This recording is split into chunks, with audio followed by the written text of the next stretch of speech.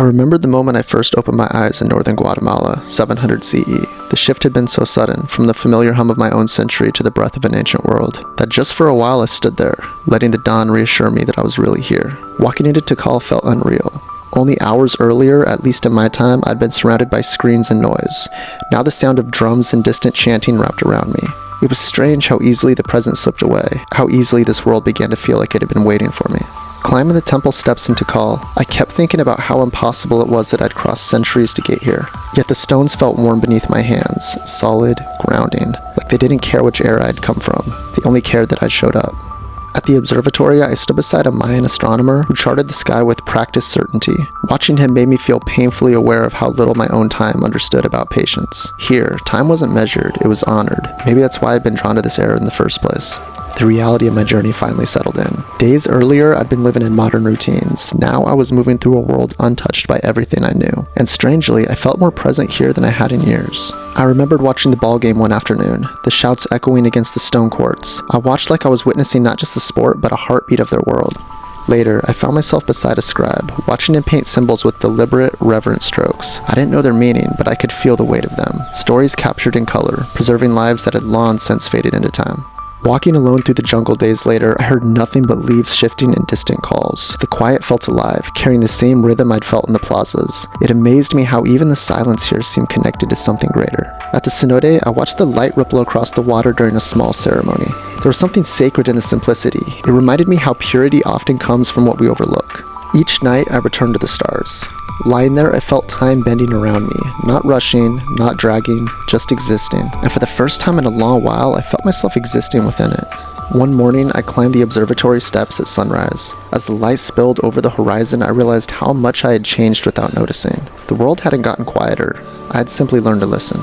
Watching the astronomer inscribe the sky into stone, I felt a strange comfort. The understanding of the heavens was both scientific and spiritual, a reminder that knowledge and wonder didn't have to be separate things. The next day, I found myself in a small hut, watching the weaver's hands move from a rhythm all their own. Thread by thread, she built something beautiful. I remember thinking how our lives weren't so different, woven slowly, patiently by the choices we make each day. Later on that day, wandering through the temple's shadowed corridors, I felt stories lingering in the quiet. The walls didn't speak, yet somehow they still told me everything: devotion, legacy, and the lives that were shaped in these halls. I joined a midday ritual, kneeling among strangers who felt strangely familiar by then. Their movements flowed with intention, and I realized how much meaning rests in repetition. Returning to the marketplace weeks later, I saw it differently. The exchanges weren't just for goods, they were moments of connection. I wondered how many of these moments I'd let pass unnoticed in my own life. The ballgame took on a new glow. Torches flickered, casting long shadows as the players moved with focus and pride. Watching them, I felt the weight of tradition, how it anchored them. Returning to the scribe, I felt a deeper connection to the work. A gentle brush of pigment against stone felt like a quiet vow, a promise to remember. And I realized I was beginning to carry those memories with me too. Walking the jungle path at twilight, the world felt softened. The colors faded into blues and purples, and with each step, I sensed myself letting go of the noise, the urgency, and the parts of me I didn't need anymore. At the cenote again, the sunlight reflected off of the water like a living painting. It struck me how the simplest things here held the deepest meaning, and I wondered how much of life's beauty I'd missed by rushing past it. In the morning smoke ritual, I watched incense curl towards the sky. The air felt heavy with intention. Breathing in it, I felt grounded in a way I hadn't felt in years. Rooted, steady, and present. Running my hand along the carved glyphs, I felt the strength of the voices that had long gone silent. They weren't just symbols, they were memories carved into the earth. Touching them felt like touching time itself.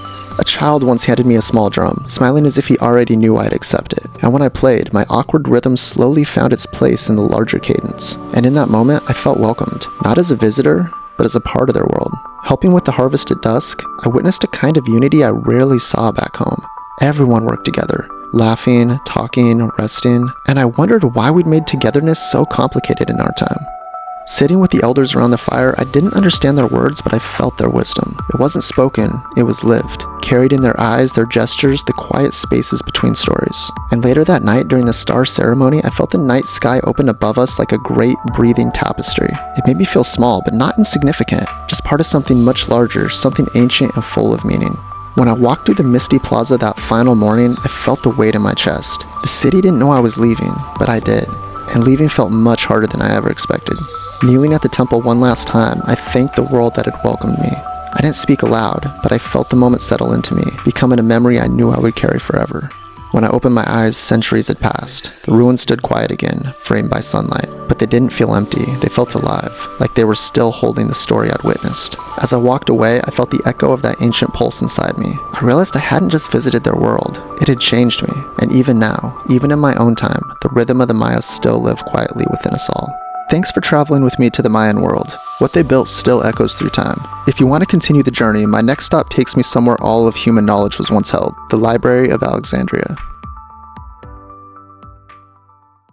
When I first stepped into the harbor of Alexandria, I felt a mix of awe and uncertainty. The city buzzed with life, and I knew I had only just begun to understand its scale. The library appeared almost like a living monument, towering above the streets. Even from a distance, it pulled itself towards me with a sense of inevitability. The moment I crossed the threshold, I felt the weight of centuries of knowledge. Sunlight streamed through high openings, illuminating dust and scrolls alike. Every shelf I passed seemed endless, filled with scrolls from across the known world. I realized quickly that I could spend years here and barely scratch the surface. I watched the scribes work with extraordinary care, each stroke deliberate. Their devotion made me feel like I'd entered a place where knowledge itself was sacred. After several weeks, I gained access to chambers very few visitors saw. The air here was thick with a sense of long, patient study. I became fascinated with the astronomers' work, mapping stars with tools both simple and ingenious. Their knowledge stretched far beyond anything I'd ever imagined. The courtyard became my place to think and absorb all that I've seen. Between the olive trees and the fountains, ideas seemed to settle in my mind. I spent entire afternoons observing the translations of Greek, Egyptian, and Babylon texts. The work was meticulous, but it connected the world in ways I had never imagined. By the second month, scholars began recognizing me as a familiar presence. Their guidance helped me feel like I was finally part of the library's living memory. Night stretched into dawn as I pored over texts with scholars guiding me. Each scroll revealed new worlds and ideas, and I felt the weight of centuries in my hands. The debates were intense but respectful, full of passion for knowledge. I realized that disagreement was part of their pursuit for truth. The courtyard became their open-air classroom, sunlight falling across the stone floors. Here I learned not only calculations, but the art of thinking alongside others. I saw how the library connected cultures through words. Translators dedicated hours to ensure nothing was lost in the language or meaning. And the stars became a map of human curiosity, each observation a step towards understanding the universe. I marveled at how such simple tools unlock knowledge across time. Outside the library, life went on in color and noise. I realized that the world continued beyond these walls, indifferent to the treasures of knowledge within. Over time, small signs of disorder appeared. A scroll misplaced here, a door left open there. No one seemed alarmed, but I felt unease growing. Some scholars murmured about tension in the city, about rulers and unrest. They treated it lightly, but I sensed that even the library was not immune. I often paused in the courtyard, reflecting on everything I had learned. The thought that all this knowledge could vanish seemed impossible, yet I couldn't ignore it. By now, the library felt like home, and I knew its rhythm by heart. Yet beneath the comfort, a quiet tension lingered, hinting that even greatness can be fragile. Small quarrels became more frequent, and some scrolls were misplaced or damaged. I realized that even the most disciplined minds could be affected by chaos outside these walls. Rumors of political instability floated throughout the halls. Scholars seemed uneasy, yet no one imagined that the library itself could be threatened. I often sought solace in the courtyard as the sun dipped low. The air felt heavier, carrying a sense of impermanence that I just simply couldn't ignore. We began to carefully organize the most important texts, knowing that human error could undo centuries of work. It felt like a quiet rebellion against time itself. Tiny cracks and strains marred some scrolls, yet many ignored them. I began to understand that even monumental knowledge was vulnerable to neglect. Then one day I saw it. A thin wisp of smoke curled from one chamber, alarming some but dismissed by others. I felt a chill knowing disasters often start unnoticed. The first flames caught everyone off guard. Panic struck quickly. Years of careful work hung in the balance, and I realized how fragile this treasure truly was. Hours had gone by, and smoke and fire filled the grand halls, devouring knowledge that had survived millennia. I felt powerless, mourning not just scrolls, but human effort and dreams. By the next day, the library was unrecognizable, its splendor reduced to ash and ruin. I walked silently, carrying the weight of a lost civilization. As the sun set on the remains of the library, I reflected on the fragility of knowledge and the impermanence of even the greatest achievements. Though the scrolls were gone, the lessons I learned here would endure with me forever. Alexandria asked what we should remember. Rome decided what would be seen. The next place I'm heading to is the Colosseum. Returning to Rome felt like reopening a part of myself I thought I left behind. The Colosseum rising into the morning light awakened something deep and familiar in me. As my hand traced the ancient stone, I felt a quiet ache surface, as if the walls themselves recognized my touch from long ago. Even as a new crowd flowed around me, the city's rhythm wrapped itself around my chest with the same subtle pull I remembered, welcoming me back without question. Stepping inside the arena overwhelmed me more than I expected. Its size, its weight, its history. In the stillness of early morning, the Colosseum felt vulnerable, almost human, and I realized I hadn't returned for the city itself. I had returned for who I became here. A vendor's warm gesture of water reminded me how even the smallest kindnesses echoed louder in a place like this. When the crowd erupted, the roar rushed through me like a returning heartbeat, reminding me that I hadn't just missed Rome, I needed it. Watching the gladiators enter the arena stirred a fragile reverence inside me. Their steps carried stories of courage and survival I could feel even in the silence. Months later, the marketplace embraced me with a familiar noise and heat. It reshaped me a little more each time I returned.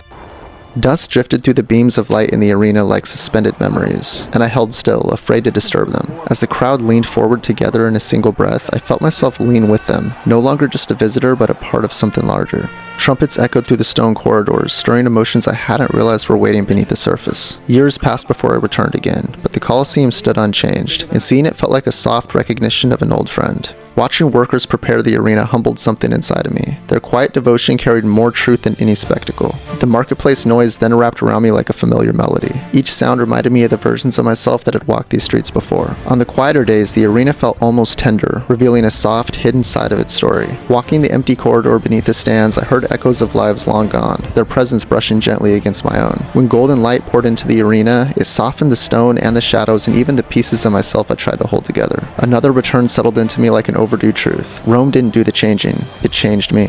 Just before an event began, the entire crowd leaned in as one, and I felt connected to strangers across centuries.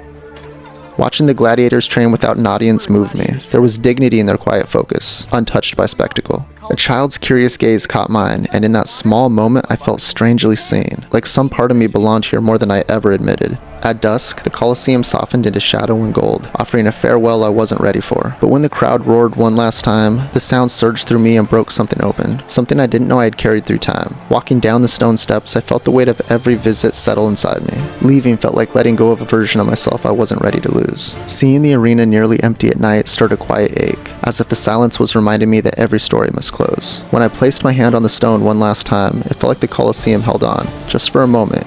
Just enough to make me stay a breath longer. My final look from the street felt like closing a beloved chapter, one I wished could linger. And as I walked down the quiet Roman road, I realized I wasn't really leaving Rome at all. It had settled inside me, changing me in ways that I would carry into every place and every time. A part of myself would always be here in Rome. So I said goodbye and I walked away. Rome showed me what power looks like when it's on display, but history doesn't only fall in arenas. My next journey sends me to a time when the world itself broke, the Great Depression.